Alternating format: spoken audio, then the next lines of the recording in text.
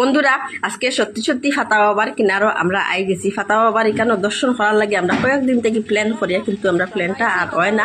তে দুর্গামার আশীর্বাদেতে আজকে আমরা পৌঁছাই গেছি ফাতা বাবার কিনারও।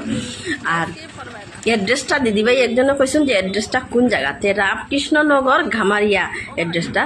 আর এখানে হাইলাকান্দি ইয়া আইতে পারবাই, করিমগঞ্জ ইয়াও আইতে পারবাই। আর ভিডিওটা যদি ভাল লাগে একটু বেশি বেশি শেয়ার করিও। তো এখানে যত রকমের রোগ, মানে পেটের বেদনা, হাঁটুর বেদনা, কোমরের বেদনা, মাথার বেদনা, মানে ডায়াবেটিস রোগ, মানে হাঁটতে পারেন না, চলতে পারেন না, এইরকম রোগীও আইসুন আমি দেখছি। আর সবেও কইসুন যে এখানে আবার পরে সবও ভালো হয়েছুন।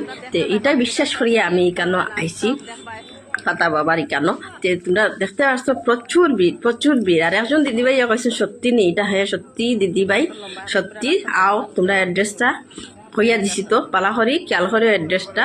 তা আমি আরবার অ্যাড্রেসটা কইয়া দিয়া, রামকৃষ্ণনগর ঘামারিয়া। তো ভিডিওটা বেশি বেশি করে শেয়ার করিও। আর একটু কমেন্ট, লাইক কমেন্ট শেয়ার আর ফলোটা করিয়া দিও, আর যাতে সবার কাছে পৌঁছায় যে আমি একলা খেনে ভালো হইতাম, সবই সুস্থ হইতো। তো এইটাই।